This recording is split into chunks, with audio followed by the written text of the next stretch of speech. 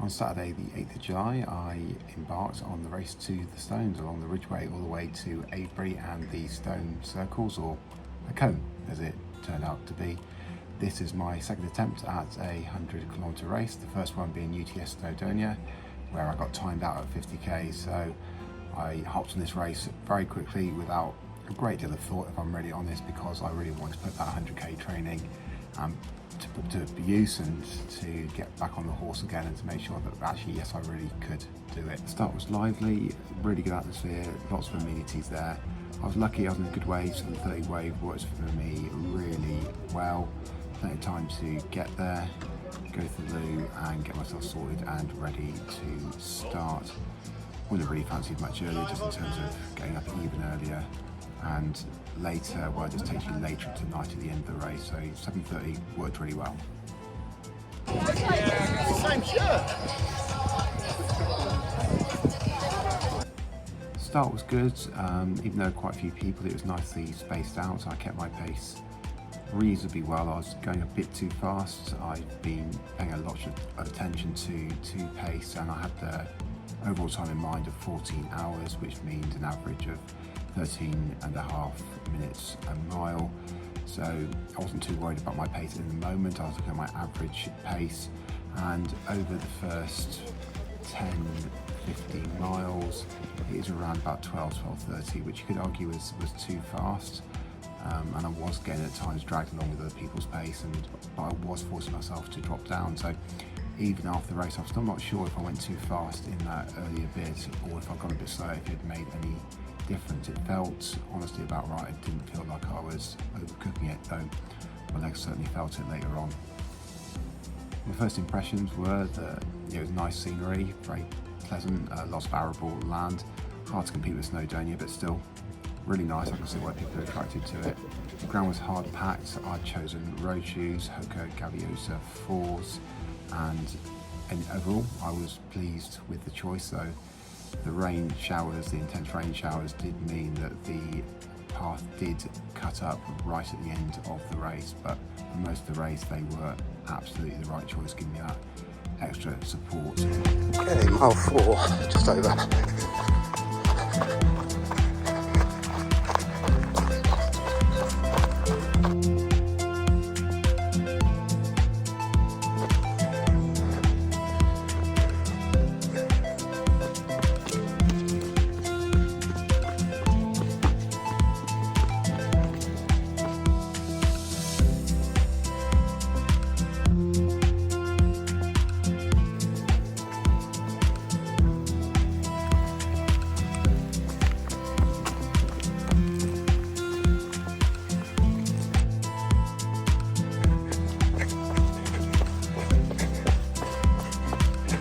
Okay, coming up on mile 7, all's well. Bit of a rain shower taking the heat out of the air, which is quite nice. Yeah, all good so far. Had a bit of fun getting my bottles open at the aid station, but all good fun, got there in the end. Yeah, good day out so far.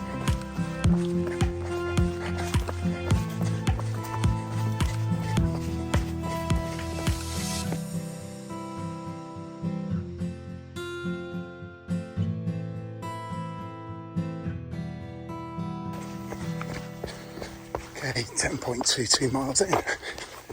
Still all good, all good. A little bit of stuffy now the rain's finished. Expecting them to ramp up, but still quite a bit of cloud cover. Early doors yet though, but 1/6 of the way in.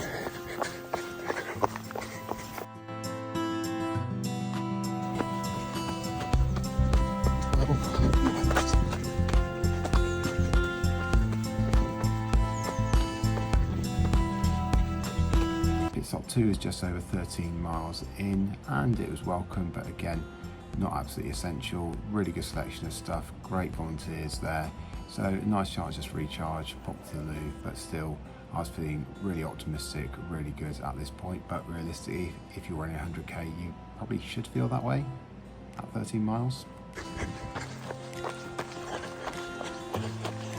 16.28.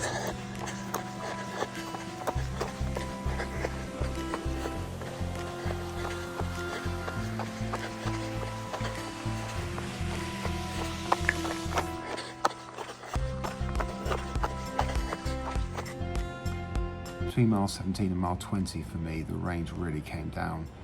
Now in hindsight, the time was quite fortunate because this was the time when the rain was really collecting and making conditions hazardous on the ridgeway, on those mud paths. However, I was actually on pavement and roads at this point. It was a relatively long, about 3 mile section on the roads, on pavements. So I really didn't suffer from this, but I know that other runners did. Fortunately, because it's been so dry, once the rain stopped, the conditions dried again. So by the time I rejoined the mud paths, they're pretty much all right, to be honest. So fortunate for me.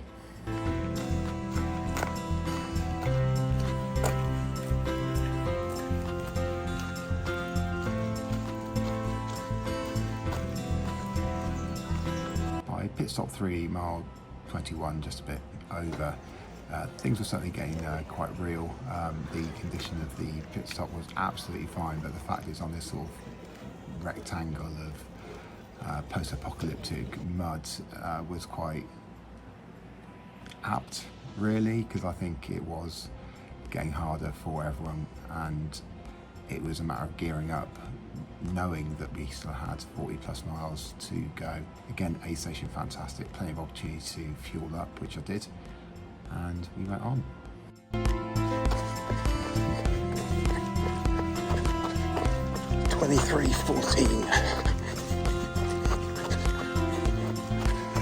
It's not too long to halfway.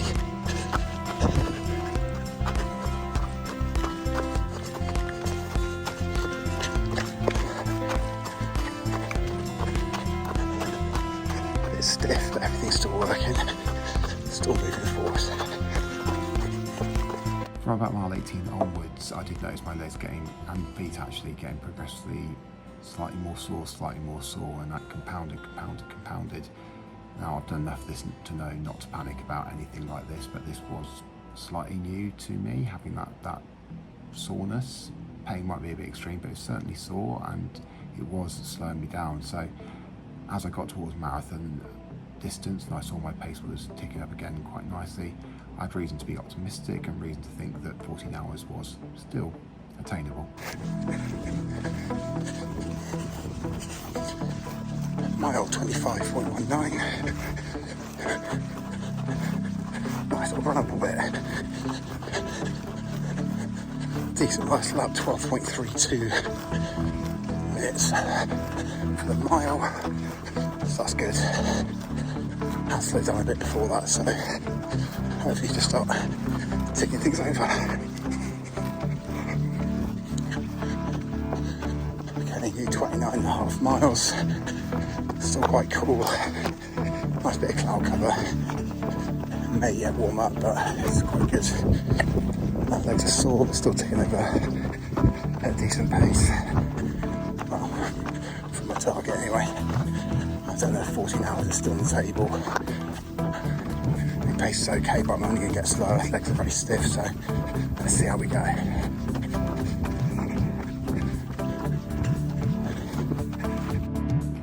Getting to halfway to base camp was brilliant, so great festival atmosphere, and for many of the runners that's where their race stopped for the day, going on for another 50k perhaps on the Sunday, so there's a real party atmosphere. Not for me though. Quick dash to the hot food tent with some leek soup, a roll. In hindsight, maybe I should have stayed for something more substantive maybe. There were some jacket potatoes, all sorts of things, but still I fueled pretty well, stayed a moderate amount of time. Time was just under 7 hours when I got there, but I knew that the worst was ahead. Okay, 32.32, so about a mile outside the aid station. South leave, but on we go.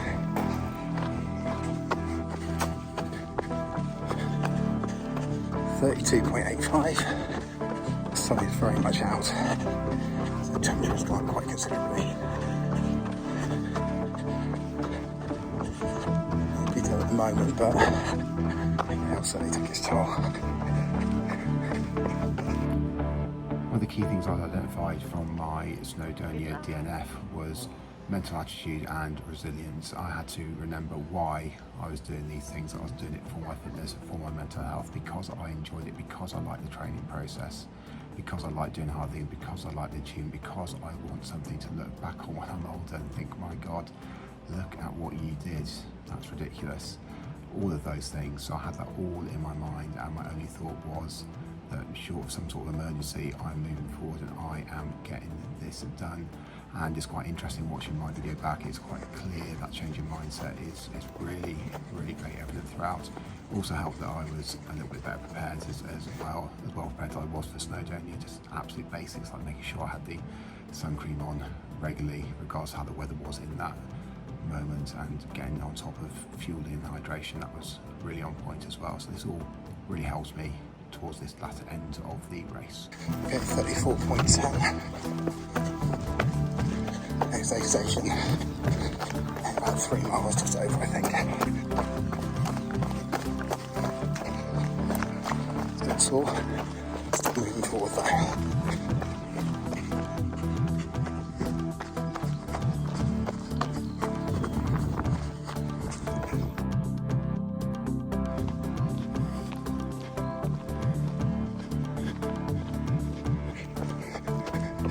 It's pretty punishing now, and very hard background, so pretty unforgiving on the limbs. Still moving alright though. At pit stop 5, it was pretty hard and a little bit demoralising to get to, because you had to go down quite a long path, and it's the same path you came out of to exit and carry on the course, so you almost felt like yeah, you think, well, I'm going down here just to come back up again. The pit stop itself was nice. It was really loud, but actually needed that boost. Again, good food, great support for the volunteers, and just really gave a boost. The weather at that point had got really quite scorchingly hot, and my skin starting to roast a little bit, but it's just something to deal with. Okay, mile 38 just over. Just got out of pit stop 5. Next pit stop is a bit of a way off. That's at mile 45, so there's 7 miles to go. Really didn't know if that pit stop I was going to be able to run again, because I'm so sore, so tired. So I've taken aboard a bit of food. I should probably have had a bit more. Hydration seems okay. Hopefully in an hour or so, temperature will start dropping. Make life a bit easier, but yeah, this is a hard moment. Just got to keep going. At least I can run, even if it's not very fast. It's really hard. I'm at mile 38.66.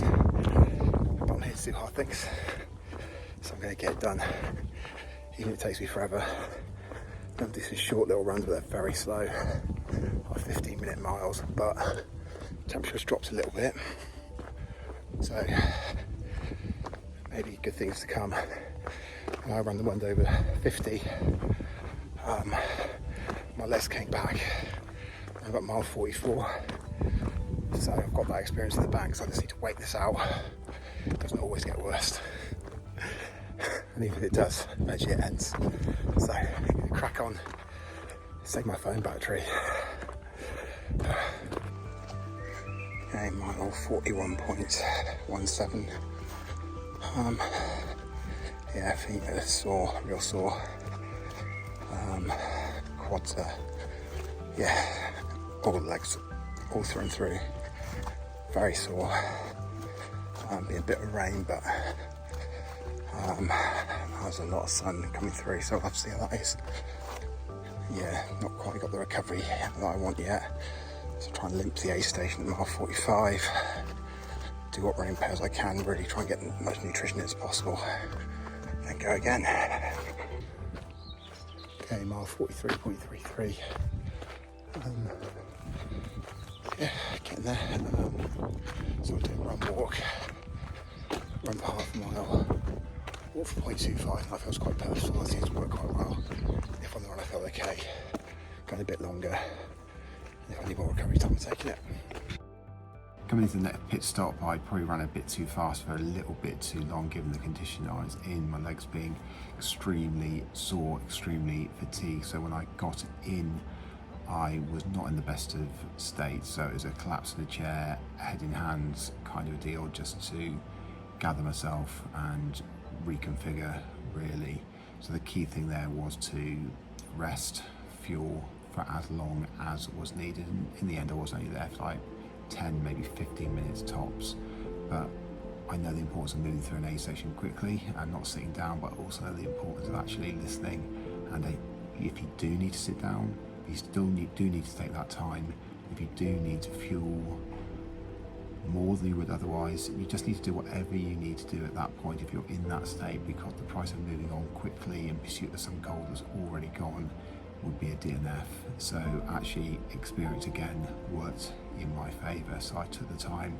So I went from head in my hands, barely able to stand, quite literally staggering, almost falling over, to within about 10-15 minutes being in a condition to, well, trudge at the aid station, but not being in any way trepidatious about what was ahead of me in the same way I had been at Snowdon. And what was great, actually, just outside the aid station, my wife finally caught up with me, despite finding the travelling and the parking and everything really challenged us. The first time she saw me as a huge morale boost, and that was brilliant, and that set me on the way for final, well, just under 20 miles.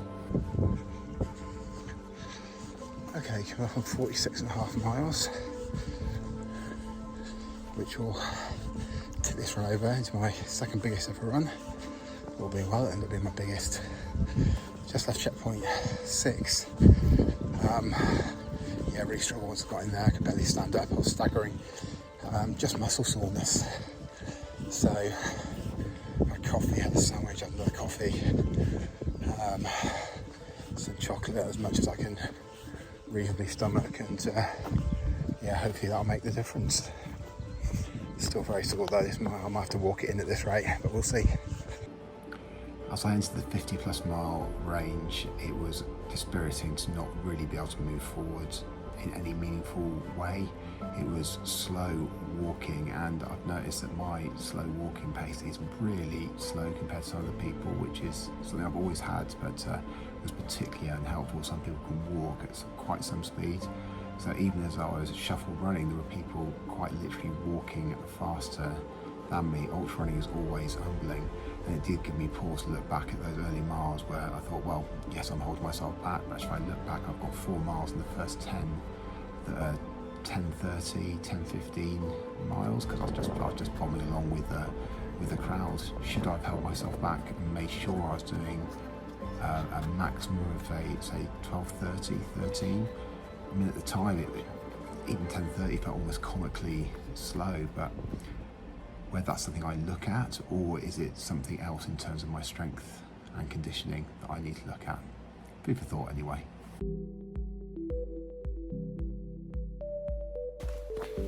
Mile 51.47. Oh, I still kind of shuffle around occasionally, but yeah, it's hard. Okay. 53.26. Getting dark. As the evening drew in, I was mostly reduced to mumbling and shuffling, so I'm not sure how much of what follows is properly coherent, but I was giving it a go anyway. And given that my GoPro died before I even got over the start line, I was also trying to preserve my phone battery, which people were using to track me and make sure I was safe. Right, 55.36. Coming from the final checkpoint. Oh, my legs are so painful. Yeah. At the final checkpoint, I was something of a broken man, but I was far from the only one. In fact, I think everyone who wasn't a volunteer was in that state. Volunteers were much more cheerful and relaxed about things, so volunteer very kindly made me a sandwich. I had some drink, had some food, commiserated with some of my fellow competitors, but I think underneath it all, we're quite happy actually, because we knew this is it. It's not long to go. I didn't spend as long as I thought I would. I did collapse on the bench for a little while, but then I forced myself to move. So I think I was only there for 5 minutes or so, maybe 10, having yearned to get there for so long, and pushed on, looking for the finish, because I knew it was going to take me a long time to cover that final 7-8 miles or so.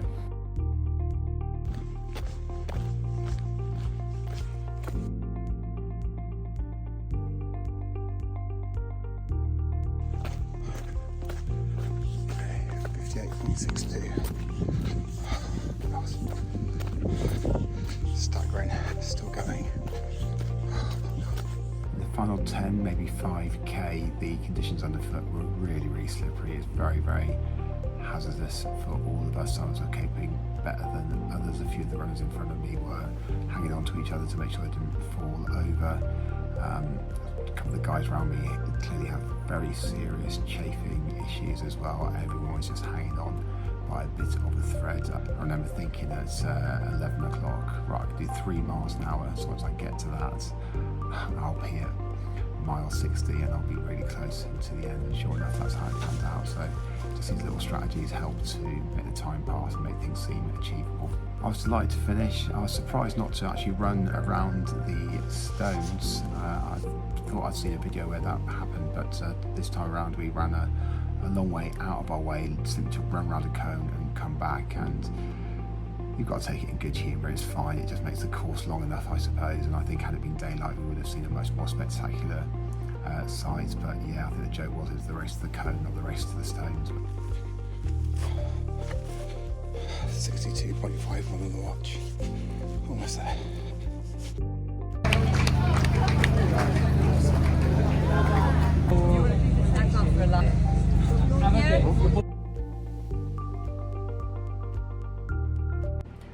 Would I recommend Race to the Stones? Sure. It had the best aid stations that I think I've come across, certainly up there, well up there with Mud Crew, with Centurion, with other really good ultra running setups. I wouldn't hesitate to recommend it. Volunteers were amazing, really great. The whole event felt very professional, from joining through to taking part and through to the end as well. I was really thoroughly impressed with that. The route was nice. It's very similar to where I run locally, so I wasn't blown away by the beauty of it, but it's really nice, really pleasant. The challenge of it isn't the elevation or the terrain really. I think it's the fact that for me it was quite flat. There was no breaks to like go up hills really. I mean, there were a few, but nothing like I've done in previous races on this southwest coast path or up Snowdonia. This is a very different type of road. That kind of metronomic ticking is something that maybe is the reason why I felt so much soreness. And I think the wealth of options was a real bonus. So you could think about doing the 50k and then moving up to the 100k. And I love the inclusivity, which I've not quite crossed before. It really was ultra running for all. It's been genuinely a little bit stressful, the cut-offs in my previous race. I fell afoul of them at Snowdonia. I almost did during the Southwest Traverse, so it was just really nice not to have to think about cut-offs and just think about, can I do this or not? And I wish all ultra racers did that. I understand it's not always practical, but yeah, I really enjoyed that ethos. So yeah, definitely a strong recommend.